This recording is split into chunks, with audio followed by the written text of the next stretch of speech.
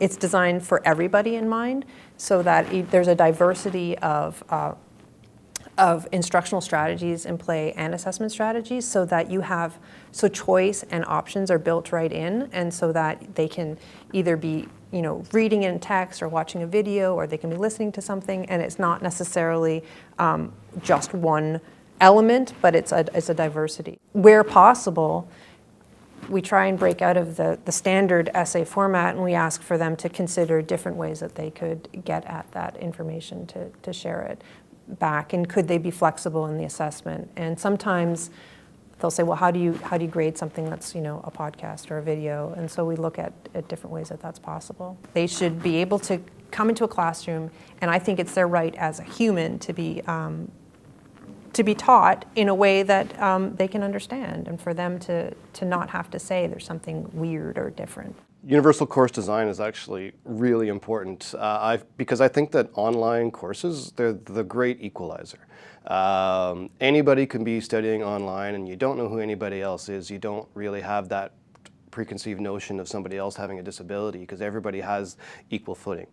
One of my favorite anecdotes about having universal design, the benefits of having that is, from my own experience actually as a student a couple years ago, I had a group project that I did for an entire semester, and we were working together, and for our final presentation that we had to put together online, I suggested, well, why don't we just have a Skype meeting and everybody get together? I think there was 4 people in our group, and one person said, no, I don't think I can do that.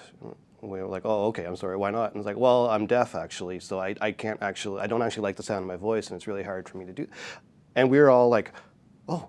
We didn't understand. We were shocked, because we had been working together fully online, asynchronously, emailing, and I never had the slightest notion that there was something different about her. So that was, wow, that was just like an epiphany for me, because I realized, like, wow, you can really, anybody can benefit from doing this. So if you implement universal course design into something, that means that everybody has a chance. Nobody's going to be held behind because they maybe can't hear in class, that they can't see the notes, so they need extra time, because everybody's accounted for, so that everybody's basically the same. They're on the same footing.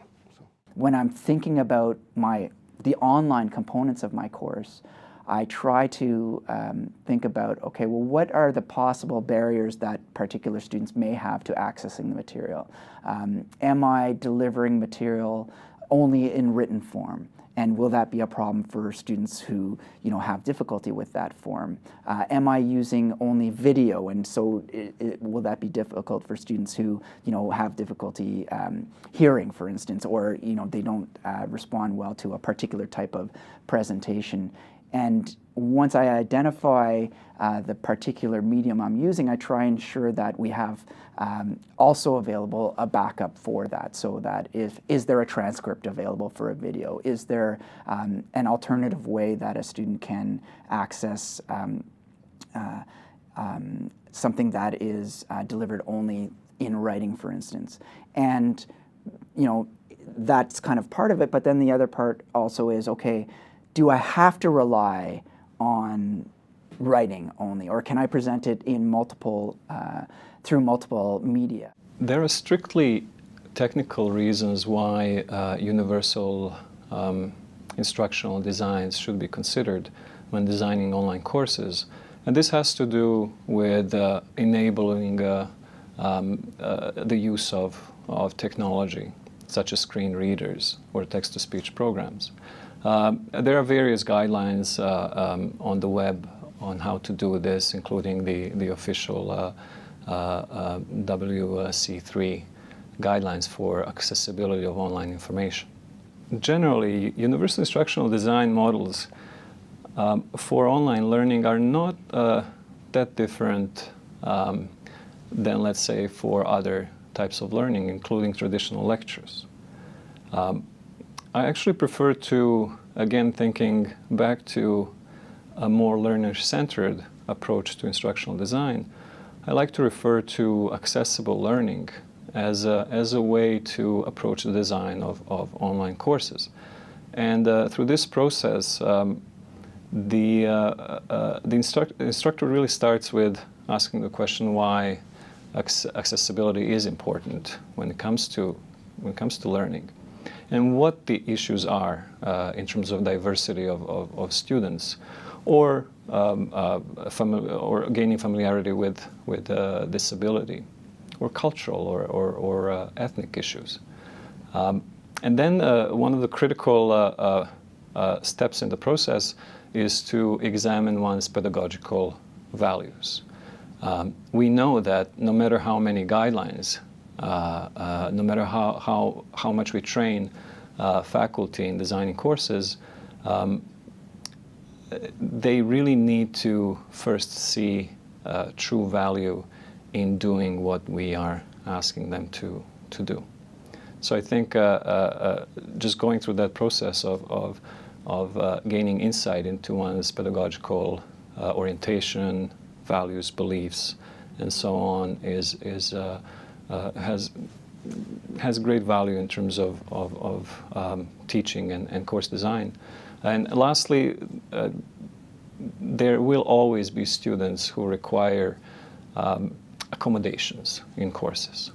And approaching course design and teaching in a flexible way, providing options, is a proactive way to ensure that accommodations will be easily implemented once the need arises later in the course.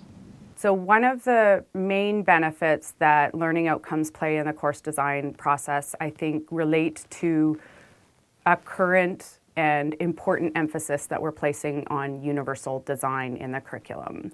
So that's a design that focuses explicitly on ensuring that educational environments are designed to meet the needs and abilities of all learners within the classroom.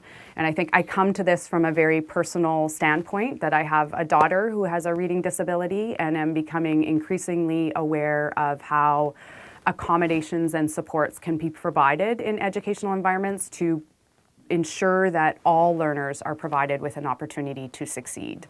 And I think that even when we talk, Ronald Mace talked about, who was really the founder of universal design within architecture, he talked about the notion of that all learners being a bit threatening, that we will likely never achieve an environment in which we meet the needs of every single learner, but at least we can focus on meeting the needs of as many learners as possible. And I think if I were to advocate for one change in universal design processes, it would be to ensure that clearly, concisely articulated learning outcomes are provided throughout the course design process. And this is really critical for students who have learning disabilities, who might have psychiatric challenges, who might have ADHD. That really what it provides an opportunity for students to really focus and structure their own learning and take responsibility for their own learning.